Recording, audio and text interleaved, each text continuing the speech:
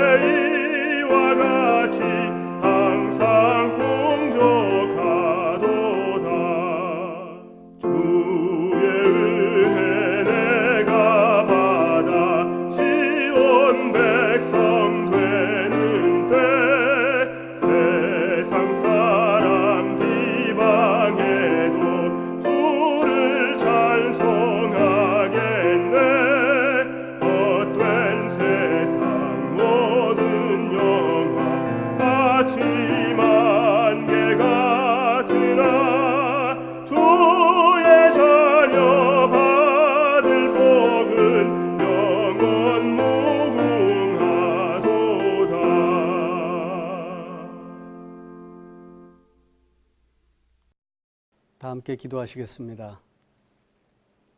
하늘에 계시는 아버지 하나님, 우리의 창조주가 되시고 구원이 되심을 감사드리옵나이다.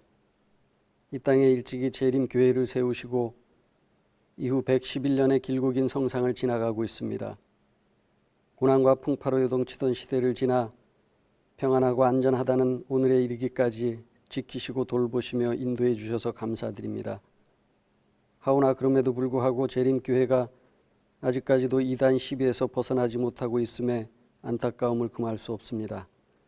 이는 사단의 역사가 얼마나 집요한지를 보여줌과 동시에 부름받은 저희들이 참 신앙인으로 살지 못함과 게으름 때문인 줄 아오니 우리의 죄를 용서해 주옵소서. 오늘 이런 시간들을 통해 부끄러운 이단 시비에서 벗어날 수 있는 방안과 함께 우리가 어떠한 모습으로 살아야 할지를 다시 한번 깊이 성찰하는 귀한 시간이 되게 해 주시옵소서. 우리를 사랑하시는 예수님의 이름으로 간절히 기도드리옵나이다. 재림교회 바로 알리기 성경연구 시리즈 세 번째 시간입니다. 아는 만큼 보이고 또 그때 보이는 것은 전과 같지 않다는 말이 있습니다. 이처럼 재림교회를 바로 알리기 위해서 먼저 기독교와 또 각 교단에 대한 전반적인 이해가 필요한 것입니다. 그런 의미에서 오늘은 다양한 교단에 대해 함께 알아보는 시간을 갖고자 합니다. 성도님들의 이해를 돕고자 주제와 관련된 5가지 질문을 먼저 뽑아보았는데요. 어떤 질문들이 있는지 함께 보시겠습니다. 첫 번째, 왜 이렇게 교회가 많나요? 두 번째, 천주교와 개신교의 차이는 무엇인가요? 세 번째, 장로교, 감리교, 또 침례교 어떤 차이가 있을까요? 네 번째는 다른 교회에도 한국연합회나 대총회 같은 본부가 있나요? 그동안 한 번쯤은 생각해 보았던 질문들일 것입니다. 특별히 오늘은 제가 직접 이 질문에 대한 답을 드리는 것이 아니라 두 청년과 함께 찾아보고자 하는데요. 액터의 권순호, 함윤희 청년입니다. 앞으로 1시간 동안 여기 계신 두 청년과 함께 질문에 대해 조사한 내용을 발표하면서 자세한 얘기를 나누고자 합니다. 자, 그러면 본격적인 얘기에 들어가기 전에 사도행전 11장 26절의 말씀을 보시겠습니다. 제자들이 안디옥에서 비로소 그리스도인이라 일컬음을 받게 되었더라. 어떤 단어가 보이십니까? 저는 이 말씀에서 그리스도인이라는 단어를 찾았습니다. 그리스도인이란 어떤 사람들을 말할까요? 네, 그리스도인이란 예수를 그리스도로 또 구원자이자 메시아로 믿는 사람들입니다. 그런데 이 말씀에 따르면 그리스도인, 크리스찬, 기독교인과 같은 말이 안디옥에서 시작되었다는 것을 알 수 있습니다. 하지만 오늘날 그리스도인, 크리스찬이 다니는 교회는 정말 다양합니다. 지금 떠오르는 교회만 해도 천주교, 또 장로교, 감리교, 또 침례교, 또 성결교 등등 정말 많은 교회가 있습니다. 자, 그럼 여기서 첫 번째 질문입니다. 그렇다면 왜 이렇게 많은 교회가 있는 걸까요? 이 질문에 대해 아마 많은 분들께서 궁금해하셨을 거라고 생각합니다. 저도 과연 전 세계적으로 기독교 교단이 얼마나 될까 궁금했었는데요.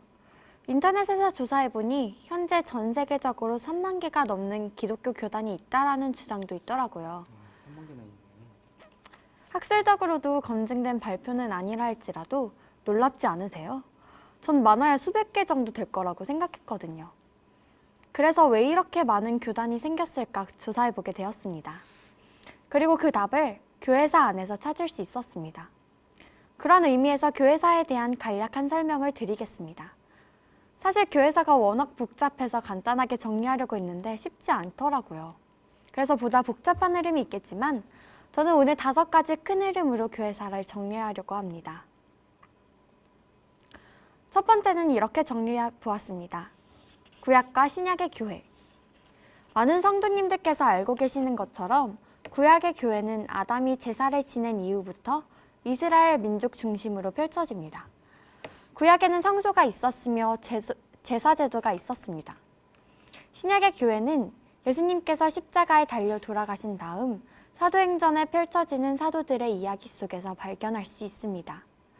이때 우리가 익숙히 들어 아는 초대교회, 다시 말해 초기교회가 탄생합니다. 사도행전에는 마가의 다락방, 일곱지사 선출 등 수많은 교회 이야기가 나옵니다. 초기교회는 엄청난 속도로 전파됐고 많은 핍박을 받지만 그 순수함을 잃지 않았습니다. 계시록에 나오는 7교회는 재림교인이라면 다들 알고 계실 것입니다. 질문과 관련해서 본다면 이때까지 교회는 하나였습니다. 그리스도인들이 유대인들과 잘 구별되지 않기도 했지만 하나의 교회가 있었던 거죠. 그렇게 교회가 빠른 속도로 전파되어 가자 여러 지역의 교회가 서게 되었고요. 그러다 보니 자연스럽게 지역마다 지도자들이 나타나게 되었지요. 또한 사단의 방해도 점차 강해졌기 때문에 여러 이단적인 가르침도 나타납니다. 우리가 교과 공부에서 공부한 영지주의 같은 것들이지요. 예수님이 하나님이 아니라는 그런 주장들이 계속 나타납니다. 초기 교회 지도자들 중에는 폴리갑이나 순교자 마르티르 같은 유명한 교부들이 있었고요. 그런데 교회가 점점 커지자 여러 곳에 있는 교회를 하나의 조직으로 관리할 필요가 자연스럽게 생겨났습니다.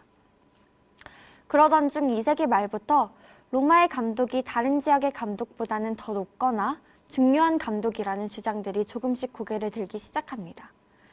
시골보다는 대도시의 감독이 높고 그 중에서는 로마가 중심이라는 이야기였습니다.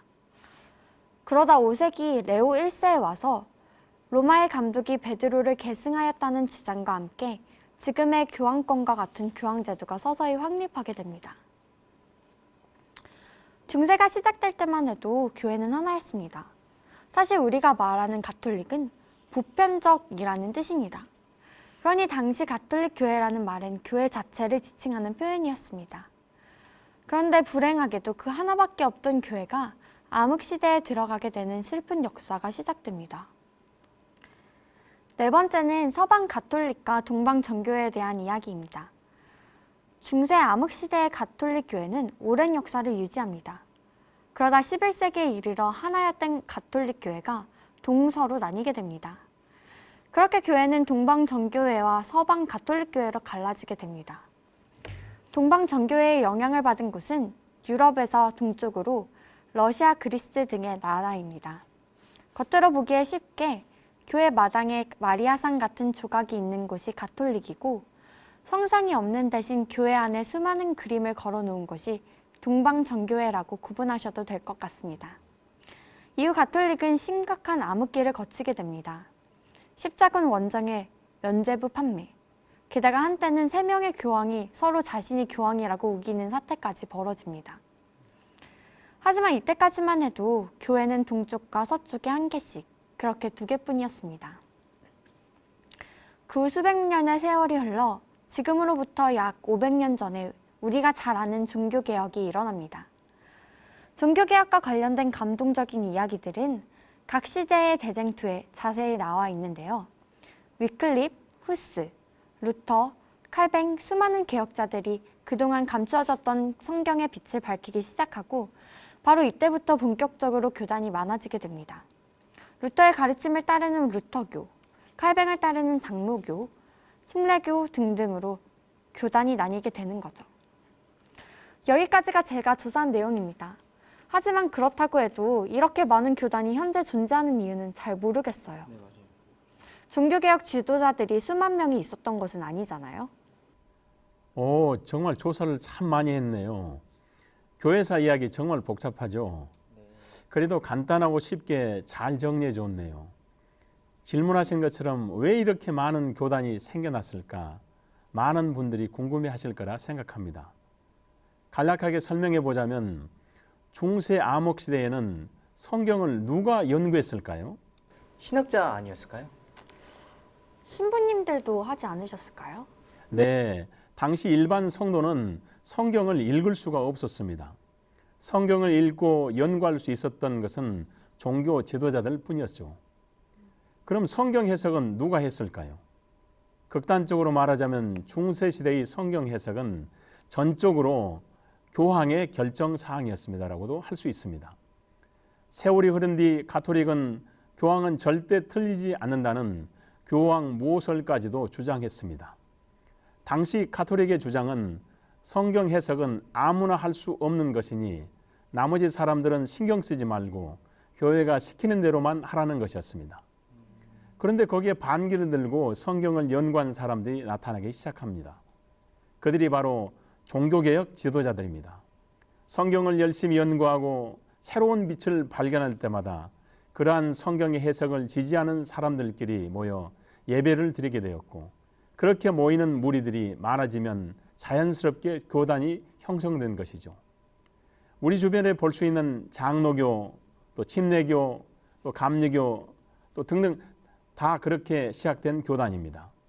그럼 이렇게 수많은 교단이 생긴 이유가 당시 종교 개혁 지도자들이 그렇게 많았기 때문이냐고 질문할 수도 있겠지만 그건 아니었습니다.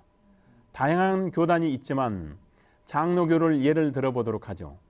현재 우리나라에 장로교 교단이 몇 개 정도 있는지 아시나요? 네, 현재 우리나라에만 장로교 교단이 300개가 넘는다고 합니다.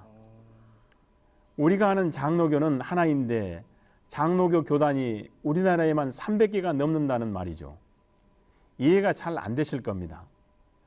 특히 재림교인들은 이런 상황을 이해하기 힘든 게 당연합니다. 지난 7월에 샌안토니오에서 제60차 대총회가 열렸습니다. 거기에는 전 세계 우리 교단의 지도자들이 아프리카로부터 태평양 섬나라까지 모두 모여서 회의를 했습니다. 그럼 개신교에도 그런 세계 대총회가 있을까요? 이건 4번째 질문에 해당되는 답인데 여기서 먼저 대답하게 되네요. 결론부터 말씀드리자면 대부분의 개신교회는 우리 같은 세계 대총회가 없습니다. 왜냐하면 초기 종교개혁 지도자들이 가톨릭의 수많은 오류의 반기를 들고 새로운 모임을 만들 때 강하게 주장한 것이 있는데, 왜 성경을 소수의 특정한 사람만 해석하고 왜 교회를 교인들이 세울 수 없냐는 것이었습니다. 이것이 프로테스탄트의 정신이기도 했고요. 그렇기 때문에 그들은 위에 있는 한 사람이 아닌 개교회의 장로나 감독 혹은 모든 평신도가 교회의 주인으로 개교회를 직접 치리하는 조직을 세웠습니다. 처음에 가톨릭에 대한 반동으로 하나의 조직에 대한 강한 저항이 있었던 거죠. 그렇게 많은 사람들이 열린 마음으로 열심히 성경을 연구했기 때문에 수많은 빛들이 새롭게 조명을 받을 수 있었던 것입니다. 뒤에 다시 말씀드리겠지만 그러한 성경 연구의 결과로 재림교회가 등장할 수 있게 된 것입니다. 그런데 한편으로는 그렇기 때문에 계속해서 수많은 교파들이 등장하기도 한 것입니다. 심할 때는 작은 신학적 차이에도 갈라서게 되는 것이죠. 미국의 경우 남북 전쟁 때 노예 제도를 두고 많은 교단이 남북으로 나누게 된 것이 대표적인 예라고 할 수 있습니다. 우리는 대총회에서 어떤 사안을 두고 토론을 하다가 하나로 결론이 난다 해도 반대하는 사람들이 교단을 따로 세우지 않지만 장로교를 비롯한 개신교도들은 그런 대총회라는 조직체를 애초에 인정하지 않았기 때문에 큰 이름 안에서 굉장히 많은 교단으로 갈라지게 된 거죠. 다시 장로교의 예를 들면 우리나라에서 제일 큰 교단인 예장통합이나 합동 측이라도 그들은 우리나라 안의 교단이지 미국의 장로교하고는 그저 이웃처럼 지낼 뿐 행정력을 미치는 하나의 교단은 아닙니다. 한국 장로교회만 300개가 넘으니 미국 또 유럽, 아프리카 등지에 얼마나 많은 장로교회가 있겠습니까? 그러니 전 세계적으로 수만 개의 기독교 교단이 있다는 것도 불가능한 것은 아닙니다. 이해가 좀 되셨나요? 네. 교회사에 관련된 보다 자세한 내용은 이국헌 목사님이 쓰신 교회사 콘설트란 책을 참조하시면 큰 도움이 될 것입니다. 이제 제가 다시 두 번째 질문을 합니다. 천주교와 개신교의 차이점은 무엇일까요? 제가 답해 드릴 차례가 왔네요. 네, 이번엔 제가 말씀드리겠습니다. 이 질문에 대해서는 사실 저도 막연하게만 알고 있었는데요. 이번 조사로 많은 것을 배울 수 있었습니다. 천주교랑 개신교의 차이. 제가 조사한 것을 간략하게 정리해 보겠습니다. 먼저 시작하기 전에 제가 정리한 내용은 재림교와의 차이가 아니라 대부분의 개신교와의 차이라는 것을 말씀드리고 싶네요. 저희는 이 외에도 예언과 관련한 많은 빛들을 가지고 있습니다. 첫 번째, 성경입니다. 우선 카톨릭교가, 그러니까 천주교와 개신교는 성경이 다릅니다. 개신교는 신구약 66권의 성경을 사용하는데 천주교는 73권입니다. 천주교 성경에 있는 지혜서, 집회서, 바룩서, 마카비서 같은 책은 개신교인에게는 전혀 낯설은 책들이지요.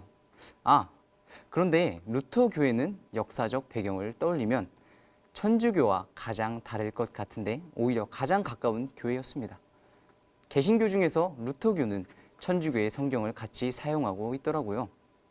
자, 두 번째, 성인 숭배였습니다. 천주교는 자신들이 지정한 마리아, 베드로 등등의 성인들이 하나님과 인간 사이를 중보할 수 있다고 가르칩니다. 성인들의 공로를 믿으면 그 공로를 받을 수 있다는 거죠. 그래서 천주교인들은 세례를 받을 때 수호 성인을 지정합니다. 세 번째, 성상 숭배입니다. 외견상 가장 큰 차이를 보이는 부분은 바로 성상 숭배인데요. 성당에서 마리아 상 같은 것을 본 적이 있으실 텐데요. 네. 천주교는 이러한 성상을 인정하지만 개신교는 성상을 10계명에 금지된 우상이라고 해석합니다. 네 번째, 바로 교회입니다. 개신교는 두세 사람이 모인 곳에서 내가 함께 하겠다는 예수님의 말씀을 의지하여 교인들이 모이는 곳을 교회라고 합니다. 하지만 천주교는 베드로가 그 모든 권세를 위임받았고 그 교회를 교양들이 있었기 때문에 교회는 카톨릭 교회만 세울 수 있다고 가르칩니다. 그래서 개신교는 교인들이 모이면 교회를 세울 수 있지만 천주교에서는 교인이 없더라도 신부가 있어야만 교회가 된다고 합니다. 다섯 번째, 오직 성경과 전통과 전승이라는 이야기인데요. 무엇보다 가장 큰 차이는 구원론 같은 교리를 세우는 데 필요한 성경 해석 전반에 대한 태도인 것 같습니다. 개신교는 종교개혁의 유명한 가치, 솔라 스크립툴라, 오직 성경, 즉 성경만을 유일한 판단 기준으로 삼고 있는 데 비해 천주교는 교회의 전통이나 교황의 결정이 성경과 같은 효력을 지닌다고 가르치고 있습니다. 중세 암흑기에 발생한 대부분의 문제는 여기에 기인했다고 볼 수 있습니다. 교황이 무언가를 결정하면, 예를 들어 연옥과 관련한 교리나 면죄부 등 성경에 전혀 근거가 없는 교리를 할지라도 교황이 결정하면 그것이 성경 말씀과 동일한 효력을 지닌다고 가르치는 거죠. 대표적인 예가 일요일 준수입니다. 이런 문제로 인해 종교개혁이 시작된 것이지요. 6번째, 성사입니다. 겉으로 드러나는 또 다른 차이는 천주교는 미사를 드리고 개신교는 미사를 드리지 않는다는 점입니다. 천주교는 미사를 포함한 7개의 성서가 있고 여기에 참여를 해야만 구원이 주어진다고 가르치고, 개신교는 원칙적으로 구원에 필요한 성례전이란 개념 자체를 거부하고 침례와 성만찬 정도만 예식으로 공유하고 있습니다. 네, 복잡한 것을 아주 단순하고 깔끔하게 정리해 주셔서 감사합니다. 이제 다음 질문으로 넘어가 보겠습니다. 저녁에 높은 곳에서 보면 서울 시내에 정말 많은 교회가 있습니다. 사실 주변에 있는 개신교에 대해 잘 알지도 못하고 있는 것 같습니다. 대학 캠퍼스에서 교회 다니는 친구들을 만나면 우리가 어떤 교회인지 설명은 많이 했지만 그들이 다닌 교회가 어떤 곳인지 듣지는 않게 됩니다. 하지만 개신교 큰 교단들의 대표적인 차이가 무엇인지 알면 서로를 이해하는 데 도움이 되고 또 재림교회를 설명하는 데 큰 도움이 될 거라고 생각합니다. 마찬가지로 이번 질문도 또 간단하게 정리 부탁드립니다. 네, 조사하는 과정은 어려웠지만 공부해보니 유익한 정보가 많던 질문이었던 것 같습니다. 말씀하신 것처럼 다른 교단들의 차이를 이해하면 우리가 믿는 진리를 설명하는 데 많은 도움이 될 것 같다는 생각도 들었고요. 먼저 우리나라에서 제일 큰 장로교부터 설명드릴게요. 장로교를 조사하는 데는 도연석 목사님이 쓰신 장로교와 안식교라는 책이 큰 도움이 되었습니다. 장로교는 이름 그대로 장로가 교회의 중심이 되는 교단입니다.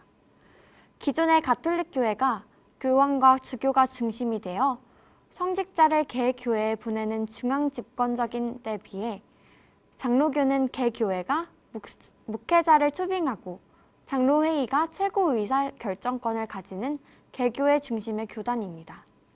우리나라에서 제일 큰 개신교단이 바로 장로교입니다. 참고로 미국에서는 현재 남침례교가 제일 활발하게 선교하고 있는 교단입니다. 그래서 도연석 목사님도 만약 이 책을 미국 사람들을 위해 썼다면 침례교와 재림교 무엇이 서로 다른가라는 제목을 썼을 것이라고 적고 있습니다. 장로교는 종교개혁자 중 칼뱅의 가르침을 중심으로 모인 교단이며 웨스터민스터 신앙 고백이라는 일종의 신앙 신조를 따릅니다. 장로교의 핵심 교리는 튤립 교리라고 하는데요. 첫 번째, 전적 타락. 두 번째, 무조건적 선택. 그리고 세 번째, 제한 속죄. 네 번째, 저항할 수 없는 은혜. 다섯 번째, 성도의 견인. 이렇게 영어 약자를 따서 튤립 교리라고 합니다. 여기에서 가장 구별되는 교리가 바로 구원받을 사람은 미리 정해져 있다는 예정론입니다. 구원은 태초부터 미리 예정되어 있고 그 예정된 사람만이 구원을 찾아 교회에 나온다는 것입니다. 그리고 한번 구원받은 사람은 그 구원을 놓칠 수 없다는 가르침입니다. 이러한 교리 때문인지 선교회는 그렇게 적극적이지 않았는데 최근에는 적극적인 선교의 모습을 보이고 있다고 합니다. 사실 구원받을 사람이 이미 정해져 있다고 하면 그렇게 열심히 선교할 필요는 없어 보이기도 하지만요. 그리고 조금 전 목사님께서 말씀하신 것처럼 장로교는 지역 분권적이기 때문에 세계 대총회는 없고 국가총회, 노회, 지역교회로 이루어졌다고 합니다. 또 장로교와 감리교는 천주교와 같이 사도신경을 암송하는 반면 침례교는 그렇지 않습니다. 그럼 제가 침례교에 대해서 설명드리겠습니다. 침례교는 이름대로 세례가 아닌 침례를 주는 교단입니다. 그런데 조금 자세히 들어가 보면 침례교는 장로교나 감리교와는 많은 부분이 다르더라고요. 우선 침례교에서 강조하는 가르침은 개인의 신앙 결단이 가장 중요하다는 것입니다. 그래서 초창기부터 침례교는 정치와 종교를 엄격하게 분리할 것을 강하게 주장했고 소위 말하는 국교라는 것에 강하게 반대했습니다. 국교라는 것은 국왕이나 군주가 종교를 선택하면 그것이 나라의 종교가 되는 것인데 그러다 보면 개인의 신앙 결단이 억압당할 수 있다는 거죠. 그래서 종교 자유에 기여한 바가 큰 교단이 바로 침례교입니다. 침례교는 그런 이유에서 유아 세례도 거부합니다. 다른 교단들은 어린아이가 불의의 사고를 당할 수 있기 때문에 미리 세례를 주어야 한다고 가르치지만 침례교는 그런 식으로 타의에 의한 것 또는 자동적으로 주어지는 구원에 대해서 비성서적이라고 반대합니다. 또한 물에 잠기는 침례가 성경적이라고 믿기 때문에 침례를 주고 사도신경은 성경과 같은 권위를 가질 수 없다고 믿기 때문에 사도신경을 외우지 않습니다. 교회 제도에서도 큰 차이를 보이는데요. 교회 조직에는 크게 4가지 제도가 있습니다. 전제주의, 감독주의, 대의민주제, 직접민주제입니다. 카톨릭이나 영국 성공회, 또 구세군 같은 조직은 전제주의를 따릅니다. 위에서 모든 것을 결정하면 밑에서 복종해야 하는 조직체이죠. 감독제는 소수의 감독들이 교회의 주요 사항을 결정하는 제도인데 대표적인 교단으로는 감리교가 있습니다. 감리교는 본부 최고위에 있는 감독회장과 연회 최고위의 감독들이 개교회 목사의 보직을 결정하고 장로들을 파송하거나 파면할 수 있습니다. 대의민주제는 개교회가 대표들을 뽑아 결정한 회의체에서 교회의 주요 사항들을 결정하면 다시 모든 교회가 그 결정을 따르는 제도입니다. 장로교가 이에 해당하고 재림교도 그렇습니다. 마지막으로 직접민주제는 대의민주제처럼 대표를 뽑지 않고 구성원 모두가 결정에 참여하는 방식인데 침례교와 회중교가 그 제도를 따르고 있습니다. 그럼 제가 다음으로 감리교회를 소개해드리도록 하겠습니다. 감리교회 하면 저는 웨슬리 형제가 떠오르는데요. 영국의 성직자 존 웨슬리의 가르침을 따라 세워진 교단이 바로 감리교입니다. 나는 감리교도라 불리는 사람들이 유럽이나 아메리카에서 사라진다 해도 두렵지 않습니다. 내가 진정 두려워하는 것은 저들이 경건의 능력 없이 경건의 모양만 지닌 채 죽은 교파로만 남아있게 되는 일입니다. 감리교도를 일으켜 세웠던 교리, 마음, 규칙을 굳게 잡지 않는다면 분명 그러한 일이 일어나게 될 것입니다. 라는 존 웨슬리의 말을 따라 경건한 삶을 따르기 위해 세워진 교단이죠. 장로교와의 가장 큰 차이는 장로제도 대신 감독제도를 사용한다는 것, 그리고 교리적으로는 장로교의 예정론을 반대한다는 것 등이 있습니다. 장로교는 한 번 은혜가 주어지면 받은 사람이 거부할 수 없다고 가르치는 데 비해 감리교는 구원은 이미 정해진 것이 아니라고 가르치고 있는데요. 그렇게 경건하고 성화된 삶에 대해 강조합니다. 신학적으로는 감리교가 미친 영향이 크다고 하고요. 엘렌 화이트를 비롯한 재림교 초기 지도자들 중 많은 사람들이 감리교 출신이었다고 합니다. 그런 사실이 있었군요. 네, 그 외에 성결 구세군, 오순절 루터교, 회중교 등이 있는데요. 다 살펴보기는 시간이 허락하지 않는 것 같고 몇몇 교단만 간단하게 설명드리겠습니다. 먼저 성결교입니다. 성결교는 감리교에 뿌리를 둔 교단으로 웨슬리의 신학 중 성결과 성화의 교리를 특별히 강조하는 교단입니다. 그래서 성결교인들은 외부 사람들로부터 담배 안 피고 술 안 먹고 파티장에 안 가고 극장에 안 가는 사람들, 이렇게 불릴 정도로 거룩한 삶을 살려고 노력하는 사람들이라고 생각하는데요. 누구랑 비슷하죠? 그리고 연말에 등장하는 냄비로 유명한 구세군이 있습니다. 역시 감리교에 뿌리를 두고 있으며 윌리엄 부스라는 감리교 목사가 영국에서 세운 교파입니다. Salvation Army, 구세군이라는 이름처럼 신학교를 사관학교, 성직자를 사관, 일반 교인을 병사라고 부르는 교파입니다. 조사하다 보니 개신교는 참 많은 대학들을 세웠더라고요. 우리나라만 해도 이대, 연대, 명지대, 배제대 등등 수많은 대학이 있습니다. 물론 우리의 삼육대와 삼육보건대를 뺄 수 없겠죠. 그런데 세계적으로 유명한 하버드, 예일대 같은 대학도 개신교가 세운 대학이었습니다. 네, 감사합니다. 알기 쉽게 잘 정리해 주셨습니다. 어려울 수도 있는 내용이지만 서로를 이해하는 데 많은 도움이 되었을 거라 생각합니다. 자, 다음 질문입니다. 다른 교회에도 한국연합회나 대총회 같은 본부가 있는가? 그런데 이건 전에 제가 잠깐 설명을 좀 했습니다. 그렇지만은 제가 다시 한번 간략하게 설명을 드리겠습니다. 개교의 중심을 주장하는 침례교 외에도 장로교회나 감리교 또 모두 재림교의 대총회 같은 것이 없습니다. 단일체가 아닌 분권체이기 때문입니다.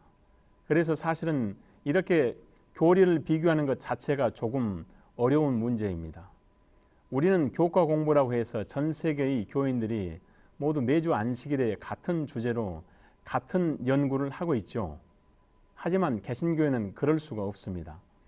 그래서 개교회마다 다른 성경 연구 교재를 사용하는데 그러다간 어떤 개교회가 조금 독특한 성경 해석을 하면 그것을 전체적으로 지도하거나 감독할 기관이 없는 것이죠.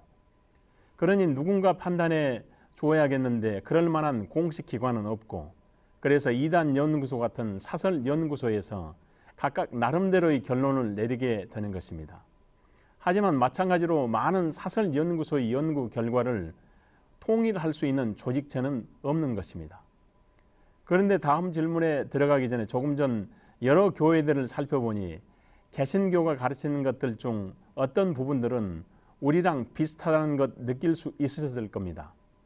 예를 들어 침례교의 침례나 또 성결교의 성결한 삶, 또 장로교의 대의민주제, 감리교의 예정론 반대 등등은 우리 재림교회가 믿는 것과 같은 교리인데요. 왜 그런 걸까요? 그건 재림교회가 태동할 때 다양한 교파의 사람들이 모인 모임에서 시작했고 그들이 본래 소속 교파의 교리를 서로 비교하여 그 중에 가장 성경적인 것들을 모았기 때문입니다. 이 내용과 관련해서 영상 강의를 보고 넘어가겠습니다.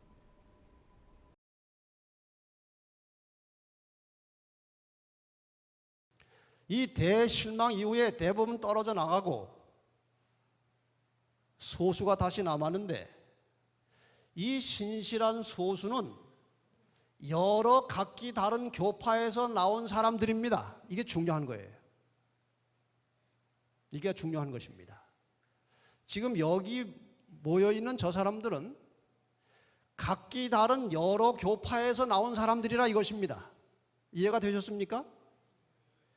이 사람들이 이제 하나님의 말씀을 연구하기 시작하는 것입니다. 그 당시 대표적인 사람으로 조슈아 하임스라는 감리교회 목사가 있었고 사무엘 스노우라고 하는 회중교회 평신도가 있었고 조셉 베이츠라고 하는 크리스찬 교회 교인인데 직업이 선장인 사람이 있었고 찰스 피치라고 하는 장로교회 목사가 있었고 하이람 에드슨이라는 감리교회 목사, 제임스 화이트라고 하는 크리스찬 커넥션 교회 목사, 토마스 프레블 침례교회 목사, 엘렌 화이트 감리교회 평신도, 레첼 프레스톤 제7일 침례교 평신도, 조시아 리치 감리교 목사, 이외에도 성공회, 루터교, 청교도 등 여러 교단의 목회자와 평신도들이 진실된 마음으로 한자리에 모여서 성경을 깊이 연구하고 토의하기 시작했습니다. 우리 미국에 있는 우리 교회 본부 대총회 가면 저 그림이 걸려 있어요. 이것이 그 당시 그 재림의 실망을 딛고 일어나서 성경을 연구하면서 서로 자기들의 교리를 다른 사람들에게 함께 나누는 그때 장면을 그려놓은 것입니다. 저런 모양으로 이제 성경을 서로 토로하고 나누면서 감리교의 교리 중에 성경적인 것을 다 내놓고 함께 토의하다가 그것이 성경적으로 확인이 되면 모두가 다 받았습니다. 침례교의 교리를 내놓고 다 연구하다가 그것이 혹시 성경적으로 맞지 않는 것은 제쳐놓고 성경적으로 맞는 것이 있으면 다 받았습니다. 이렇게 해서 여러 각기 다른 교파들이 가지고 있던 성경의 진리가 하나로 모아지게 된 것입니다. 잘 됐습니까? 루터파도 있었고 감리교도 있었고 성공회도 있었고 제7일 침례교도 있었고 장로교, 개혁주의, 침례파, 재침례파 외에 여러 교파가 함께 모여서 재림 운동을 하다가 아까 보신 대로 1844년에 대실망을 하게 되었고, 실망을 딛고 일어선 신실한 하나님의 자녀들이 함께 모여 앉아서 성경을 연구하고 성경의 진리만 다 모아가지고 하나의 교회를 만들게 되었는데, 그 교회가 바로 제7일 안식일 예수 재림교회가 된 것입니다. 그래서 1860년에 제7일 안식일 예수 재림교회가 이 땅에 이름을 가지고 드디어 출발을 하게 되었다는 것입니다. 그러니 제7일 안식일 예수 재림교회는 각각의 다른 교파들이 가지고 있는 성경적 진리를 하나로 다 모아놓은 교회입니다. 교부들의 신앙이라고 하는 천주교에서 나온 책입니다. 기본서라고 하는 추기경이 쓴 책인데, 제가 저 책을 보다가 안식일 교회를 비판해 놓은 글을 보게 되었습니다. 자세히 보니까 비판을 하긴 했지만 정당하게 했어요. 제7일 재림교인 안식교회 교리를 보면 여러 교회 교리를 한두 가지씩 따다가 잡채를 만들어 놓았다는 느낌을 준다. 가만히 생각해 보니까 그렇다. 이게 우리가 잡채다 이겁니다. 교리를 여기저기서 다 모은 것입니다. 즉 가톨릭 교회에서는 구원을 위한 각 개인의 협력의 필요를, 이게 조직을 말하는 것입니다.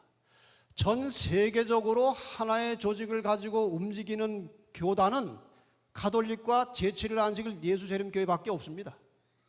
그래서 이것이 마지막에 세계적으로 전변전이 일어날 것이 확실한 것입니다. 유다교에서는 토요일 안식일과 수입의 10분의 1 헌금과 돼지고기 금식 등을, 개신교로부터는 성서 유일 규범주의를, 베프티스트파로부터는 유아세례 부정과 침례 등을, 현대 위생학에서는 담배, 커피, 차, 술의 배척 등을 따왔다. 잘했습니까? 잘 못했습니까? 각기 교파가 가지고 있는 것 중에 성서적인 것은 다 가져왔고, 선교에 필요한 것들은 다 배워왔고, 또 하나님의 성전 몸을 관리하는 일에 있어서 건강법칙, 위생법칙 다 배워왔고 잘한 것입니다. 이렇게 해서 제7일 안식일 예수 재림교회가 생겨났기 때문에 제7일 안식일 예수 재림교회는 성경의 모든 교리를 아주 정확하게 소유하고 있는 것입니다. 영상을 보시니 다시 한번 정리가 되셨지요? 교단이 나뉘게 되고 재림교회가 태동하게 되는데 더 자세한 내용은 신교훈 목사님이 쓰신 어둠의 빛을 이기지 못하다라는 책을 보시면 많은 도움이 되실 것입니다. 오늘 짧은 시간 동안 교단들에 대해 살펴보았는데 도움이 되셨나요? 네. 여러 교단들의 간략한 차이들을 공부해 보니 우리가 믿는 진리가 얼마나 성경적이고 합리적인 것인지 점점 확실해지셨을 것이라 생각합니다. 무엇보다 재림교회는 성경에 기록된 진리, 계속되는 성경 연구를 통해 밝혀진 진리들을 삶에 적용하고자 하는 교회이고, 그러한 모습이 성도들의 삶 속에서 하나하나 실천되는 교회구나라는 자부심이 강하게 되는 시간이었습니다.